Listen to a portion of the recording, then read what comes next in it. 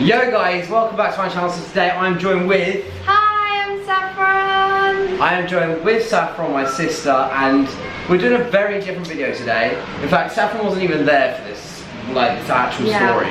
We're doing a story time, but I wasn't there.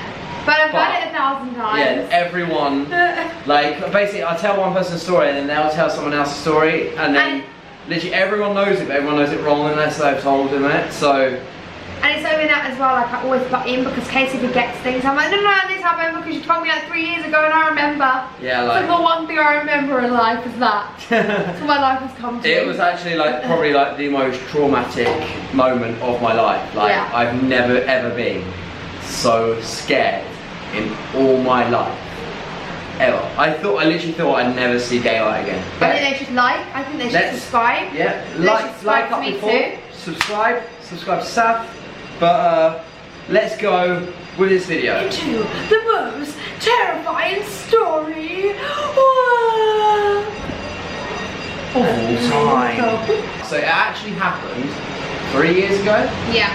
So it happened 3 years ago. But not what we are in Egypt right now. So right now we're actually in Haganda. No, Haganda. We're in Hagada. No, Haganda, that's not even a place, but we're in Hagada.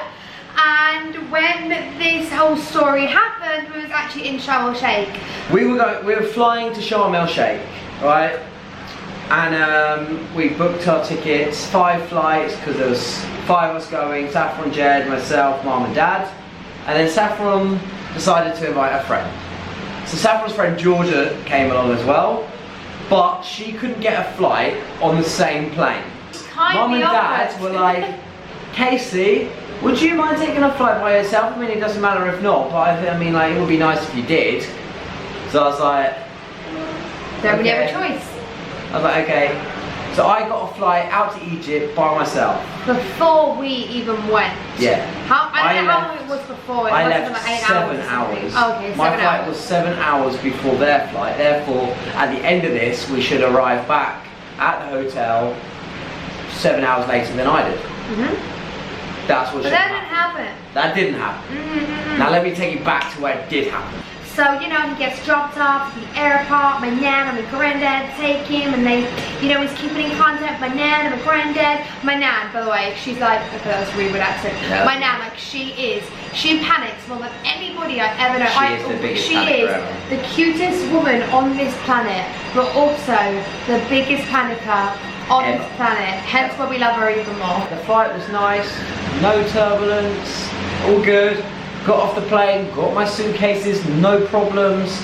Like, barely anyone in the airport really spoke very good English, but I was still doing alright, okay? My mum booked me a private taxi to get me from the airport to the hotel. No, I was standing in the lobby bit of like the airport, like, you know, where like the departure bit is.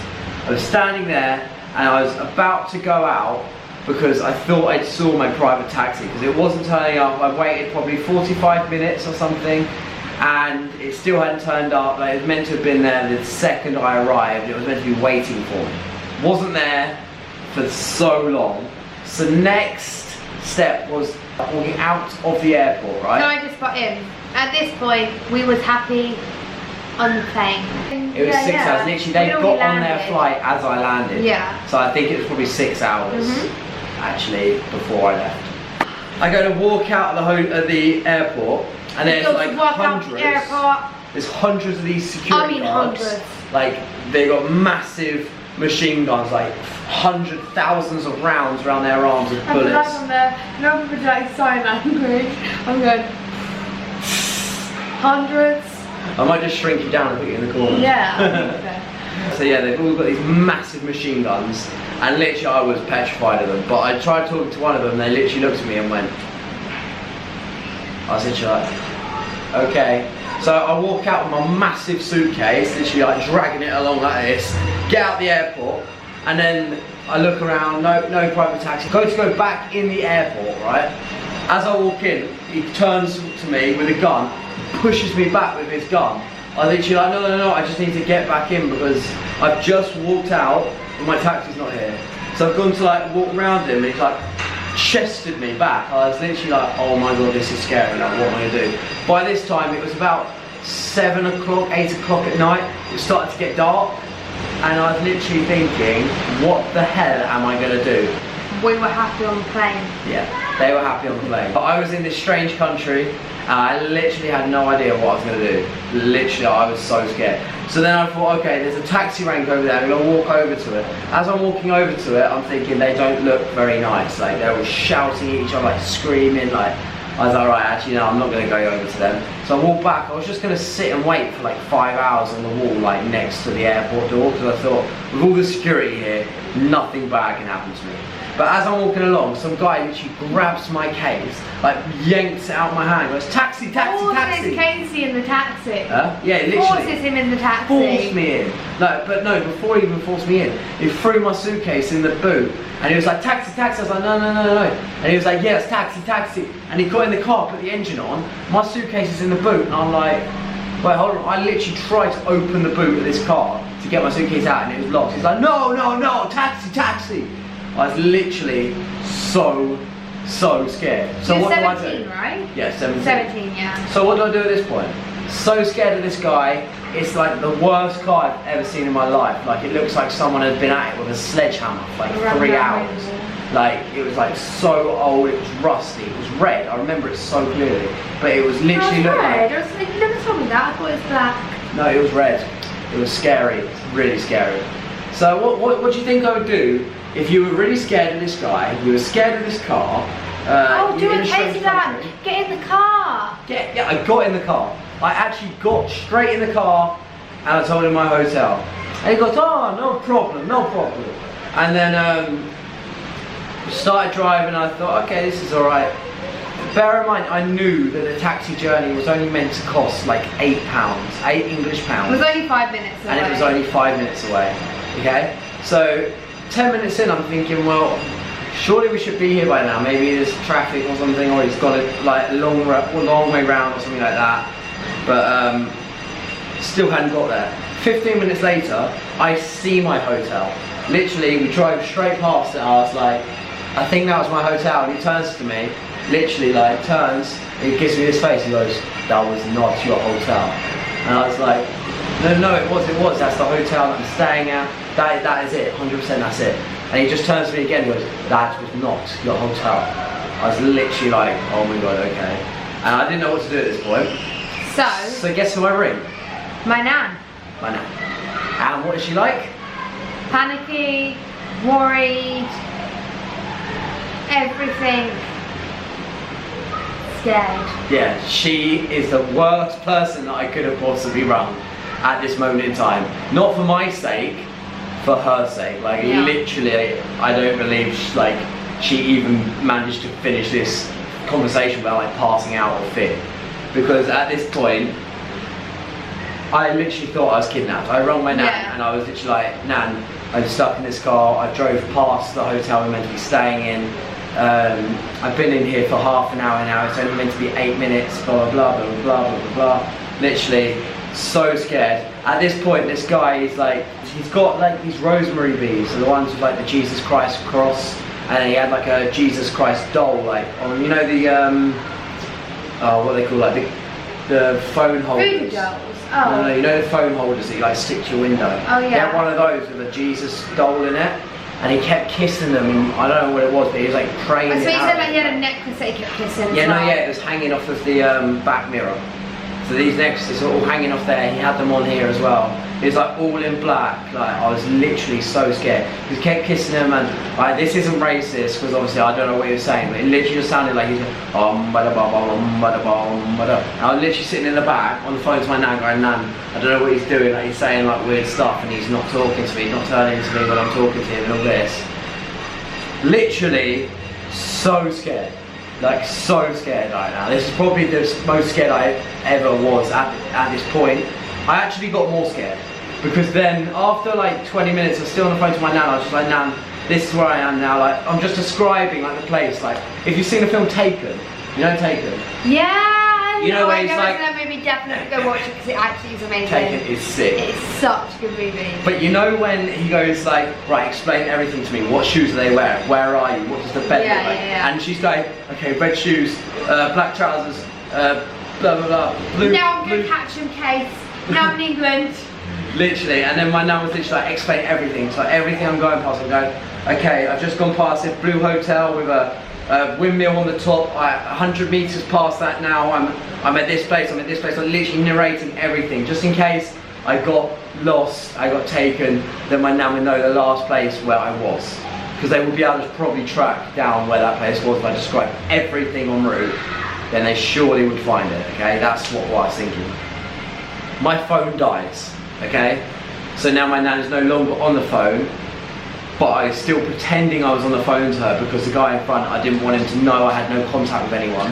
So I was just still talking, and I was making stuff up. Your phone died. Yeah, so I was literally just still talking. Yeah. I literally didn't even know what I was doing. I was literally like sitting there like that for like 5 minutes and go, yeah, I know, but I don't know where we are. Like, we should have been at the hotel, right? And I literally like just completely. And bear in you must mind, know how hard it is to make up your own phone to someone. Yeah, and bear in mind, like, the man in the front like kept looking at Casey because like, he could hear him talking about him. Yeah, because he could talk English, because he did at first, and then he started saying no English, no English. But he did straight away. Like, I went down this dark alley where it was pitch black, no street lights, no hotels, no anything at all. And we pull up this like driveway to this like abandoned hotel, and it's called like Memory Lane or something. We got there, it is empty, there's nothing there. Like, we turned up to this hotel, he got out and he threw my suitcase out, and he started asking me for like £200, and I was like, this is not my hotel, like, you can't leave me here. It's pitch black, there's not another person in sight, there's no lights, my phone's dead. Like, I wouldn't get out of the car, I was literally sitting in the car, I was like, I can't get out here. I can't get out here. I was like, Nan, hold on a sec. Not even there. I was like, I can't get out of this taxi because I need to get to my hotel. And I was like, I know where it is because we went past it. So he was like, okay. Threw my suitcase back in, and then he was pissed off. Like, he was really pissed off. And then he started going the opposite direction, like the same way we'd been traveling for ages. He just carried on going that way. I was literally like, we need to turn around to go to it.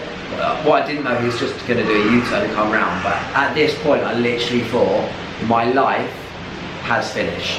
Like, I've literally not got any life left. Like, I had tears in my eyes, I was so scared. Literally, I was shaking. I literally had no idea what was going on. So we do the U-turn, we start heading back up, and then we go along, blah, blah, blah.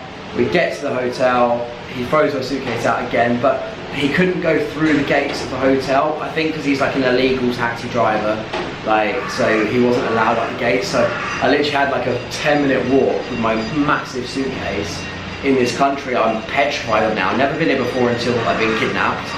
And then I was literally walking up, and I was shaking, I was crying, I had no idea what was going on. And the thing is as well, like, Casey knew the entire time that the taxi should cost about £8–10, and also he knew it was 5 minutes away. So when he's driving like hours on end, it's like, you know, he's clearly going the wrong way. Yeah, so the time frame between when I got in the taxi and when I got out of the taxi was about 4 hours. I stayed in that taxi for 4 hours. That's how scary it was. That's how long That's like ridiculous. Oh my god. That's why I literally thought, I would have thought that I was getting murdered. Yeah, that's what I did think. Like, I really thought. I'm in a country I've never been to, they don't speak English, like, wasn't good. Not good, very scary. As I get out of the taxi, he asked me for like £300 English for the taxi. I only had 50 on me, so I gave him that. I was like, I have no more money because it was meant to be £8. And he was so angry, he literally threw my suitcase like in the direction I was walking. So I just picked it up and I just like sort of ran. Literally I ran, like, it was horrible. And then I explained all this to the reception and went back to my room. I started watching Harry Potter. I literally had all the blinds closed, doors were locked, and then Saffron Right, stepping, guys, I actually do have a reason for being in this video. Okay. Because this bit now, I was in so much shock, I actually don't remember. Yeah. Like, I don't remember what happened once I got in the room. So we then land, we get on our plane, it was a safe plane, we get back, nice and safe, all together, all 5 of us. Me, my mum, my dad, Jed, who's my brother, and my best friend Georgia. And we landed, it was like, oh oh my god, so amazing. My mum had like probably 1,000 missed calls from my nan, even though, oh no, she didn't, did she? She only had like a couple of calls from my nan, but then my nan kept ringing her. And my nan basically explained the situation because obviously she couldn't get hold of Casey when she got there. So my nan basically explained the situation, and we actually arrived at the hotel, and we didn't get contact with Casey until we got to the hotel. Nan, you had contacted Nan telling you were safe, right, and that you was at the hotel and you plugged your phone in. Yeah. So Nan knew. So we knew he was at the hotel. Just quickly, so I think I was like annoyed at my mum because the taxi never turned up. Yeah. So my mum was like ringing me and I wasn't picking up. Yeah. Because obviously this was like the most traumatic thing that's ever happened to me. So I blamed my mum for the taxi not turning up, which she did show me like receipts of it. Like it was through Thomas Cook, who we booked through. Like it should have been there. Yeah. It just wasn't. So we get back to the hotel and we walk into, or we go out to Casey's room before we check into our own. And we get in there and literally like Casey is hiding underneath the covers, like all the light. I would have. He had a head up. Like, he was watching Harry Potter. It was like really dark in the room. Like if that was me, like how I would react to it is I would have all the lights on. But no, he does the complete opposite. Has all the lights out. And then when he sat there with Harry Potter. Like you would walk past him and think, what's wrong with that poor boy? Like he looked like from head to toe, like just shaken up. Like I didn't leave the hotel for like 3 days. Yeah, like everyone was going out like down the strip, like shopping and stuff. I stayed in the room. Like, I literally didn't leave. I was so scared. And obviously, like we were so sorry and worried when we got there, and Mum was so upset, blah blah blah. But like, there's nothing we could do when we got there. So. Yeah, I mean, like, it wasn't their fault. I was just angry because I wasn't on their flight and my thing didn't turn up. So that's basically what happened. Right, guys. So this video is very different to any videos that I've ever done before. To be honest, we've actually got loads of stories. Yeah, like when Jed had to get his hair braided. Oh my god, that is. We thought Jed was getting kidnapped. Oh, it's Tenerife. Yeah, oh my goodness. That is one of the funniest stories. Yeah. Don't tell you. Well, okay. If you want to hear that story, then we subscribe to our vlog channel. We can subscribe to our vlog channel. Okay, we'll explain it on the vlog. Literally, I thought Jed was kidnapped. Jed was crying his eyes out. That's all I want to say. That's the funniest thing. Yeah, it was funny at first. That day. It was funny at first, but then it was funny after once we found out. Oh yeah, but like when I first saw Jed, he was in the back of the van. I don't want to say anymore, but it was awful. That was scary. Guys, if you smash 10,000 thumbs up. No, we're gonna do 15 because there's 2 of us. If I usually ask for 5. Oh, it's fine. 15,000, 15,000, 15,000 likes. Then we're gonna tell that story. Yes. And on our vlog channels. Yes. So make sure you subscribe to our vlog channels. Yes. Hit the like button. Yes. And subscribe to Casey. Yes. And don't subscribe to Saffron. They're looking at us. Sorry. Bye. Guys, see you again with another video next week. Bye-bye. Bye.